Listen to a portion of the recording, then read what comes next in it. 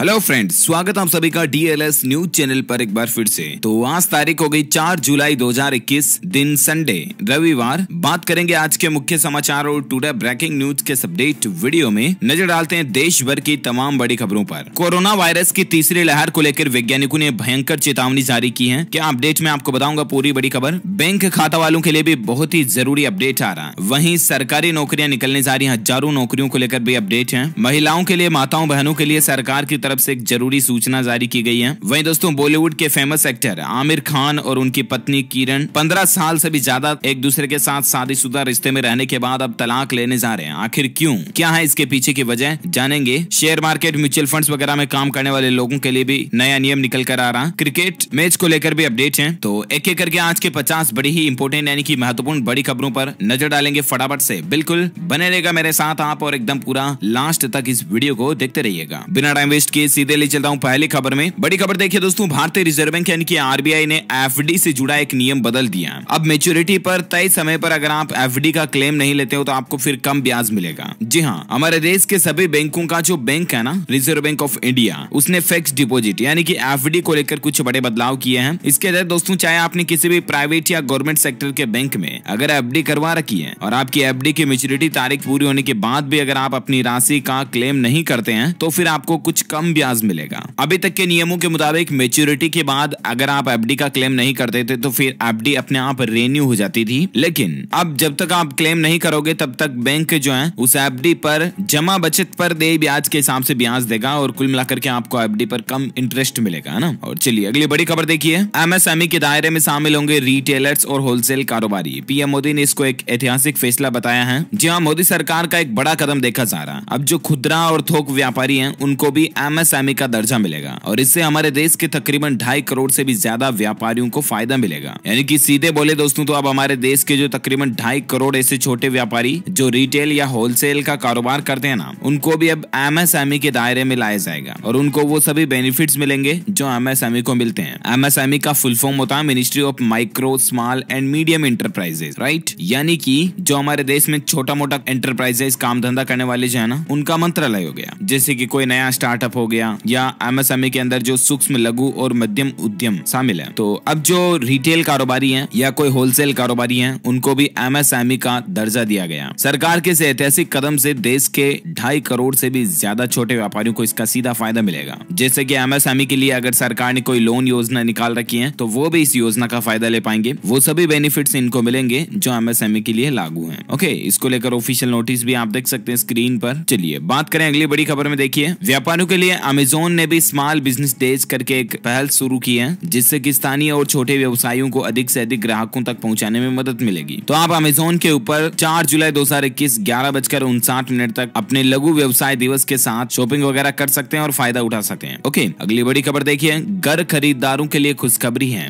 LIC housing finance जो है ना, उसने होम लोन की रेटों को घटा दिया। अगर आप LIC हाउसिंग फाइनेंस के जरिए अपने घर पर मकान बनाने के लिए लोन वगैरह लेते हो ना, तब आपको कम ब्याज देना पड़ेगा। कम इंटरेस्ट पर आप अपने घर के लिए, मकान के लिए होम लोन ले सकते हैं। ब्याज दर घटाकर हाल ही में कंपनी ने 6.66% कर दिया और ये LIC फाइनेंस की 30 सालों में सबसे कम ब्याज दर अभी चल रही है। ओके, अगली बड़ी खबर देखिए। पंजाब नेशनल बैंक और बैंक ऑफ बड़ौदा को पछाड़कर IOB जो वो देश का दूसरा सबसे बड़ा बैंक बन चुका। इसकी 50 करोड़ से भी ज्यादा मार्केट कैपिटल हो चुकी है। जी हाँ, IOB जो है, जिसका फुल फॉर्म है इंडियन ओवरसीज बैंक, ये अब हमारे देश का दूसरा सबसे बड़ा बैंक बन चुका है मार्केट कैपिटल के हिसाब से, है ना। और अगली बड़ी खबर देखिए दोस्तों। चुनाव से पहले उत्तर प्रदेश में 74,000 नौकरियों का ऐलान किया गया। 30,000 अधीनस्थ आयोग, उच्चतर शिक्षा से 17,000 और माध्यमिक शिक्षा से 27,000 पद भरे जाएंगे। जी हाँ, उत्तर प्रदेश के युवाओं के लिए बहुत ही अच्छी खबर है। यूपी में रोजगार के द्वार खुलने जा रहे हैं। यूपी के मुख्यमंत्री योगी आदित्यनाथ ने 74,000 खाली पड़े पदों पर जल्द ही भर्ती प्रक्रिया में तेजी लाने के निर्देश दे दिए। अब इसमें 5 बड़े निर्देश दिए गए हैं। एक तो भर्ती प्रक्रिया पूरी तरह से पारदर्शिता यानी ट्रांसपेरेंसी और निष्पक्षता के साथ होनी चाहिए। यानी कि भर्ती प्रक्रिया में किसी भी तरह की कोई गड़बड़ घोटाला नहीं होना चाहिए, है ना। वहीं खराब छवि वाले स्कूलों को एग्जाम सेंटर बिल्कुल ना बनाया जाए। परीक्षाएं पूरी तरह से नकल विहीन होनी चाहिए। किसी तरह की कोई टीका टिप्पणी नहीं होनी चाहिए। अच्छा, भर्ती के लिए जल्द से जल्द विज्ञापन भी जारी किया जाए और परीक्षा केंद्र छात्रों की सहूलियत के अनुसार बनाए जाए। तो इन सख्त नियम, कानून, कायदों के साथ यूपी में बहुत जल्द 74,000 से भी ज्यादा पदों पर भर्ती होगी सरकारी नौकरियों को लेकर। ये अच्छी पहल है योगी सरकार की। वहीं देखिए देखिए दोस्तों, यूपी को 9 नए मेडिकल कॉलेजों की भी सौगात मिलने जा रही है और भारत के प्रधानमंत्री नरेंद्र मोदी खुद इसका लोकार्पण करने जा रहे हैं और वो भी इसी महीने जुलाई में। उत्तर प्रदेश में 9 मेडिकल कॉलेज शुरू होने जा रहे हैं। पीएम मोदी इसका खुद उद्घाटन करेंगे। ये नए मेडिकल कॉलेज जो है यूपी में देवरिया, एटा, फतेहपुर, गाजीपुर, हरदोई, जौनपुर, मिर्जापुर, प्रतापगढ़, सिद्धार्थनगर में बनकर तैयार हुए हैं। उत्तर प्रदेश के मुख्यमंत्री योगी आदित्यनाथ का यह मानना है कि हर जिले में एक मेडिकल कॉलेज तो होना चाहिए और इसी के लिए सरकार ने तेजी से कदम आगे बढ़ाए हैं। तो ये अच्छी पहल है यूपी गवर्नमेंट की। और बाकी राजनीतिक सियासत को लेकर खबर देखिए, यूपी के स्थानीय निकाय चुनाव में भी बीजेपी को बड़ी जीत मिली है। अखिलेश यादव को झटका लगा और प्रधानमंत्री नरेंद्र मोदी ने जिला पंचायत चुनाव में उत्तर प्रदेश की योगी सरकार की और बीजेपी संगठन की जीत को लेकर बधाई भी दी। तो ये तो कुछ पॉलिटिक्स की बातें चल रही है, ज्यादा राजनीति की बातें हम आपको पता ही है डीएलएस न्यूज चैनल के ऊपर करते नहीं है। तो फिलहाल अपन सीधा आगे बढ़ते हैं अगली बड़ी खबर में। देखिए आप, वैक्सीनेशन यानी कि टीकाकरण पर सरकार एक अहम कदम उठाने जा रही है। एनपीसीआई को कुछ जरूरी निर्देश सरकार की तरफ से दिए गए हैं। दरअसल दोस्तों, सरकार ने national payments corporation of India यानी कि एनपीआई से इलेक्ट्रॉनिक वैक्सीन वाउचर के लिए एक प्लेटफॉर्म लॉन्च करने के लिए कहा है और ये वाउचर इलेक्ट्रॉनिक प्रीपेड इंस्टॉलमेंट की तरह होंगे जिनका इस्तेमाल केवल टीकाकरण के लिए किया जा सकेगा। अब कहने का मतलब ये है कि नियोक्ता इन वाउचरों को थोक में खरीद सकते हैं और इन्हें कर्मचारी के स्मार्टफोन या फीचर फोन पर भेजा जाएगा। कर्मचारी जब केसलेस टीकाकरण के लिए अस्पताल में वाउचर साझा करेंगे तो अस्पताल को उसके खाते में तुरंत पैसा जमा कर दिया जाएगा। सूत्रों के मुताबिक एनपीसीआई इन वाउचर को जारी करने के लिए बैंकों को शॉर्ट लिस्ट करने की प्रक्रिया में भी है। अब अगर आप ये पूरी बात मामला मैटर नहीं समझे तो मैं आपको सिंपल भाषा में ऐसे समझाता हूँ कि एनपीसीआई जो है ना, जो ये अभी हमारे यूपीआई, भीम, पेटीएम वगैरह इन सभी के पेमेंट्स को कंट्रोल करता है, ठीक है ना। इसको सरकार ने ऐसा बोला कि ऐसा कोई मास्टर सिस्टम तैयार करे। जिस तरह से आपने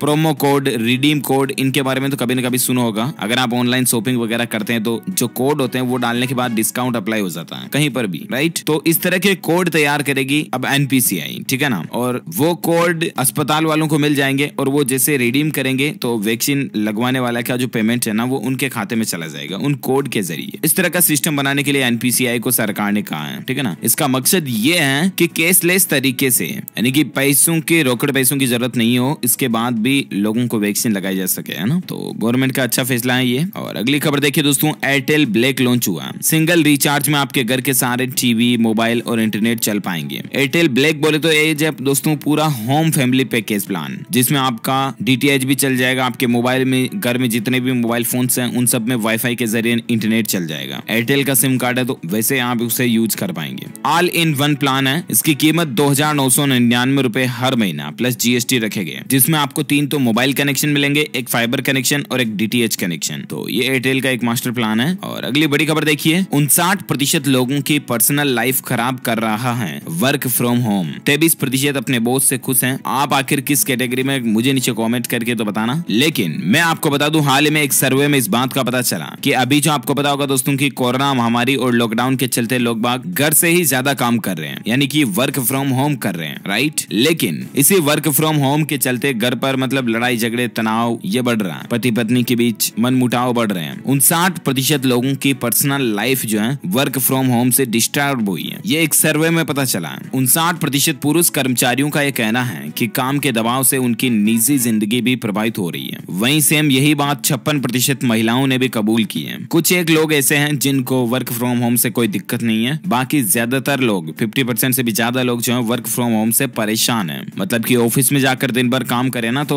बीबी तो चिक चिक ना करे, लेकिन घर पर बैठकर काम करने से तो बीबी भी चिक चिक करती रहती है, इधर खाना बना रही इधर। तो ये कुछ पंगे हो रहे हैं लोगों के साथ। और फिलहाल देखिए आप अगली बड़ी खबर, कोरोना वायरस को लेकर वैज्ञानिकों का एक अलर्ट आ रहा कि अगर नियमों का उल्लंघन किया ना तो अक्टूबर नवंबर के बीच कोरोना की तीसरी लहर आ जाएगी और वो लहर चरम पर होगी, यानी कि पीक पर होगी। ये वैज्ञानिकों का कहना है। कोविड-19 महामारी को लेकर दोस्तों हमारे देश के साइंटिस्ट यानी कि वैज्ञानिकों ने एक अलर्ट जारी किया, अगर हमने लापरवाही बरती जरा से भी तो कोरोना की तीसरी लहर अक्टूबर नवंबर महीने में चरम सीमा पर होगी। यानी कि अक्टूबर से पहले बोले तो सितंबर में ही या अगस्त में ही कहीं कोरोना वायरस की तीसरी लहर शुरू ना हो जाए। इसलिए बिना काम घर से बाहर ना निकलें और बिना मास्क लगाएं तो बिल्कुल भी ना निकलें। देखिए सरकार का भी यही कहना है कि अभी तक तो कोरोना की दूसरी लहर भी खत्म नहीं हुई है। जब तक हमारा पूरा देश सुरक्षित नहीं तब तक हम खुद भी सुरक्षित नहीं, यही कहना है केंद्र सरकार का भी। आपको बता दूं दोस्तों, अभी भी हमारे देश में 42,000 के लगभग रोजाना नए मामले आ रहे, 40,000 से ज्यादा। तो ये कोई छोटा मोटा आंकड़ा नहीं है, इसलिए आप सावधान रहें पहले से ही। अभी तो दूसरी लहर भी खत्म नहीं हुई कि तीसरी लहर के आने की सूचना चेतावनियां मिलना शुरू हो चुकी है। हालांकि अपन आगे और कुछ कोरोना अपडेट्स जानेंगे और आज की ताजा कोरोना के आंकड़े क्या चल रहे हैं वो भी मैं आपको बताऊंगा, लेकिन फिलहाल अपन नजर डाले थे कुछ और बड़ी खबरों में। देखिए, दिल्ली के मुख्यमंत्री अरविंद केजरीवाल सरकार ने कोरोना से जान गंवाने वाले परिवारों के लिए बड़ा ऐलान किया है। उन्होंने कहा कि अब उनको मुआवजा मिलेगा। दरअसल दिल्ली सरकार ने एक नई योजना शुरू की है इसको लेकर, जिसका नाम रखा उन्होंने मुख्यमंत्री कोविड-19 परिवार आर्थिक सहायता योजना। और इस योजना के जरिए उन परिवारों को आर्थिक मदद की जाएगी सरकार की ओर से जिन परिवारों में किसी भी सदस्य की कोरोना महामारी के चलते मौत हो गई। अब मदद में क्या करेगी दिल्ली सरकार? तो कोरोना से जान गंवाने वाले हर व्यक्ति के परिवार को 50,000 रुपए का तो मुआवजा देगी दिल्ली सरकार, और इसके अलावा ऐसे परिवार जिनके कमाने वाले मुखिया की अगर जान चली गई तो उनको अलग से कोई फायदे दिए जाएंगे। तो ये वाकई में दिल्ली सरकार की अच्छी पहल है। वहीं बड़ी खबर देखिए दोस्तों, इंडियन रेलवेज को लेकर अपडेट आ रहा है कि रेलवे ने 50 नई ट्रेनों को चलाने का ऐलान किया है। बिहार और उत्तर प्रदेश सहित कई राज्यों को इसका फायदा मिलेगा। अब पूरी लिस्ट और टाइम टेबल में आपको दिखाना चाहूंगा। ये देखिए, ये ट्रेनें जो अगले सप्ताह से चलना शुरू हो जाएगी। 9 जुलाई, 11 जुलाई, 5 जुलाई, 7 जुलाई, 6 जुलाई, 8 जुलाई वगैरह वगैरह, इन रूट पर इस तरह की ट्रेनें शुरू होने जा रही। अब ये अलग अलग तारीखों में बहुत सारी ट्रेनें शुरू होने जा रही, तकरीबन 50 के लगभग इंडियन रेलवे का ये अपडेट आ रहा। ओके, लिस्ट आप देख सकते हैं स्क्रीन पर। और चलिए फिलहाल अपन बात करें अगली खबर में, आज के मौसम समाचार पर नजर डालते हैं। देखिए, एक रिपोर्ट में दावा किया जा रहा दोस्तों कि साल 2041 तक जानलेवा होगी गर्मी। राजधानी दिल्ली में पारा 50 डिग्री के पार पहुंच जाएगा। 2041 तक है, यानी कि अभी क्या चल रहा 2021, लगभग 20 साल बाद दिल्ली में हालात ये हो जाएंगे कि पारा 50 डिग्री के पार होगा। यूरोप के मीडिया समूह द इकोनॉमिस्ट की रिपोर्ट के मुताबिक ये डेटा निकल कर आ रहा। अब जरा अंदाजा लगाइए हमें कितना सावधान रहने की जरूरत है। इसीलिए ज्यादा से ज्यादा पेड़ लगाएं, वरना आने वाले दिन में गर्मी से हम खुद ही तपके मर जाएंगे। द इकोनॉमिस्ट की रिपोर्ट ये भी कहती है कि चेन्नई में 17,000 से ज्यादा लोगों की इस गर्मी के कारण 2041 में मौत होगी। भगवान ना करें ऐसा हो, इसीलिए आप ज्यादा से ज्यादा पौधे लगाएं। और अच्छा, वहीं देखिए मौसम को लेकर एक और बड़ी खबर, भीषण गर्मी से तप रहे राजस्थान को मानसून का इंतजार है और अगले 3 से 4 दिन में पूर्वी राजस्थान और 10 जुलाई से पश्चिमी राजस्थान में भी तेज हवाओं के साथ बारिश देखने को मिल सकती है। फिलहाल राजस्थान का भी पारा 40 डिग्री के ऊपर चल रहा है, चारों तरफ गर्मी ही गर्मी है। हालांकि प्री मानसून बारिश कई जगहों पर देखने को मिली, लेकिन उसके बावजूद भी गर्मी से लोगों को अभी राहत नहीं मिल पाई है। हालांकि देखिए, अब राजधानी दिल्ली में तो लगातार दूसरे दिन भी झमाझम बारिश हुई और इसके चलते मौसम कुछ सुहाना हुआ और दिल्ली वालों को गर्मी से थोड़ी राहत मिली है, लेकिन फिर भी गर्मी बहुत ज्यादा पड़ रही है। अभी कई राज्यों में गर्मी पड़ रही है, इसके चलते हालात देखिए आप। हरियाणा राज्य का ये एक डेटा है, 6 दिन में बिजली की खपत 12 लाख यूनिट बढ़ चुकी है। ये गर्मी का साइड इफेक्ट है। हर 3 मिनट में फॉल्ट की शिकायत भी देखी जा रही, क्योंकि इलेक्ट्रिसिटी खपत ज्यादा होने लगी। अच्छा,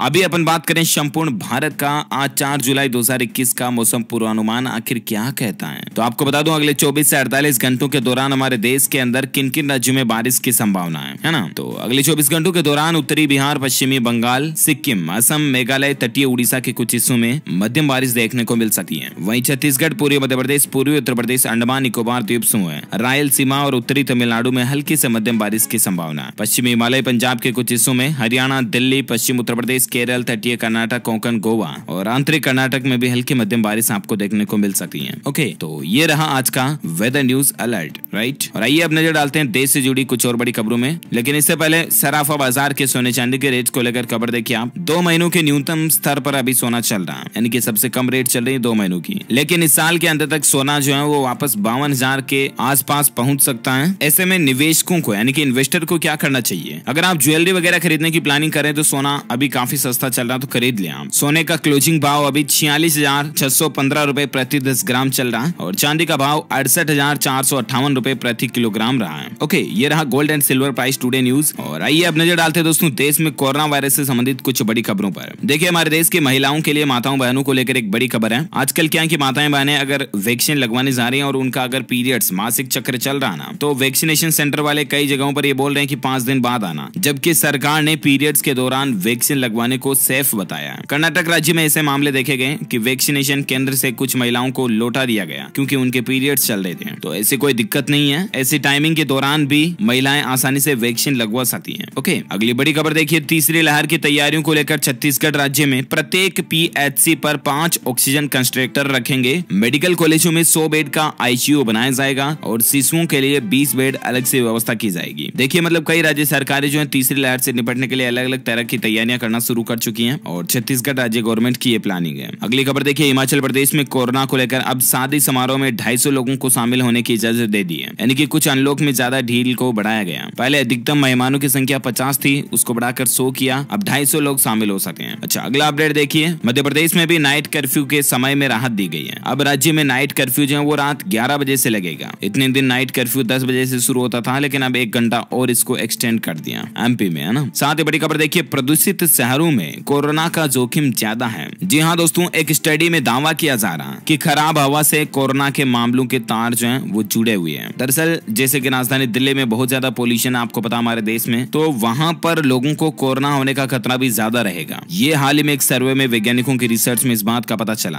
कि जहां शहरों में गाड़ियों और औद्योगिक क्षेत्रों की वजह से जो प्रदूषण फैल रहा है उसका सीधा कनेक्शन कोरोना के आंकड़ों से है। एक स्टडी के जरिए ये जानने की कोशिश की गई कि ज्यादा प्रदूषण वाले इलाकों में रह रहे लोगों को कैसे कोरोना वायरस संक्रमण का जोखिम ज्यादा है। ओके, और कोरोना पर अगला अपडेट देखिए दोस्तों, कोरोना की वैक्सीनेशन को हमारे देश में कुल 169 दिन हो चुके हैं और ऐसे में 63 लाख से ज्यादा लोग जो है कोरोना का दूसरा टीका भी लगवा चुके हैं, दोनों टीके लगवा चुके हैं। अब तक कुल 35 करोड़ लोगों को कोरोना का पहला डोज तो लग चुका है। वहीं भारत में कोरोना की डेटा देखिए आप, पिछले 24 घंटों के दौरान 42,751 नए मामले देखे गए, जबकि 932 लोगों की मौत हुई। अभी भारत में एक्टिव केस की संख्या 4,80,000 चल रही है। वहीं भारत में कोरोना से कुल मरने वालों की संख्या का आंकड़ा 4,02,000 से भी ज्यादा हो चुका है। ओके, तो ये रहा आज का ताजा कोविड डेटा। और आइए अब बात करते हैं देश से जुड़ी कुछ और बड़े अपडेट की। देखिए आप, बॉलीवुड के एक्टर रणवीर सिंह जो है अब अपना डेब्यू भारत में नई जनरेशन के क्विज शो के साथ करने जा रहे हैं, जिसमें दर्शकों को घर बैठकर लाखों जीतने का मौका भी मिलेगा। वो अपना एक नया quiz show the big picture शुरू करने जा रहे हैं, जिस तरह से अमिताभ बच्चन जी का आता ना केबीसी वैसे। अच्छा साथ ही बड़ी खबर देखिए, बीसीसीआई ने घरेलू क्रिकेट टूर्नामेंट के शेड्यूल का ऐलान कर दिया। कुल 2127 मैच खेले जाएंगे। आईपीएल और T20 विश्व कप के आयोजनों की घोषणा होने के बाद अब बीसीसीआई ने भारतीय क्रिकेट फैंस को बड़ी खुशखबरी दी है। बीसीसीआई के कार्यक्रम के मुताबिक 21-22 में घरेलू सत्र में कुल 2127 मैचों का आयोजन प्रस्तावित है, जिसमें सबसे अहम मानी जाने वाली रणजी ट्रॉफी का आयोजन 16 नवंबर से होगा। तो ये क्रिकेट प्रेमियों के लिए बहुत ही अच्छी खबर है वाकई में। और अगली खबर देखिए, केंद्रीय कर्मचारियों के लिए बड़ा अपडेट आ रहा है। सरकार ने की है डीए समेत 5 बड़ी घोषणाएं। अब यहाँ पर मे भी प्लानिंग चल रही है कि अलग अलग फील्ड में सरकार ये बदलाव कर सकती है, जैसे कि डीए और डीआर में बढ़ोतरी करना, हाउसिंग बिल्डिंग एडवांस्ड यानी कि HBA को लेकर भी नई गाइडलाइंस है, यात्रा भत्ता टीए वगैरह में भी बढ़ोतरी हो सकती है, ईमेल व्हाट्सएप और SMS के जरिए आपको पेंशन स्लिप मिल जाएगी। और पेंशन को लेकर सरकार ने राहत भी दी है कि पारिवारिक पेंशन के नए नियमों के अनुसार अब मृत्यु प्रमाण पत्र मिलते ही पेंशन की सुविधा परिवार के लोगों को मिलना शुरू हो जाएगी, है ना। अच्छा अगली खबर देखिए दोस्तों, बड़ी ही दुख की बात है, बॉलीवुड के एक्टर आमिर खान और उनकी पत्नी किरण जी का तलाक हो चुका है। अब वे अलग अलग हो चुके हैं। 15 साल तक ये शादीशुदा रिश्ते में रहे और अब दोनों ने स्टेटमेंट जारी करके कह दिया कि अब हम पति पत्नी की तरह नहीं बल्कि परिवार की तरह होंगे। हालांकि ये दोनों मिलकर के को पेरेंट्स के रूप में अपने बेटे का परवरिश करेंगे। बेटे का नाम आजाद है इनके, और इन्होंने अपने सोशल मीडिया पेज पर लिखा दोस्तों कि 15 साल साथ बिताने के दौरान हमने हंसी खुशी के हर पल को जिया और हमारा रिश्ता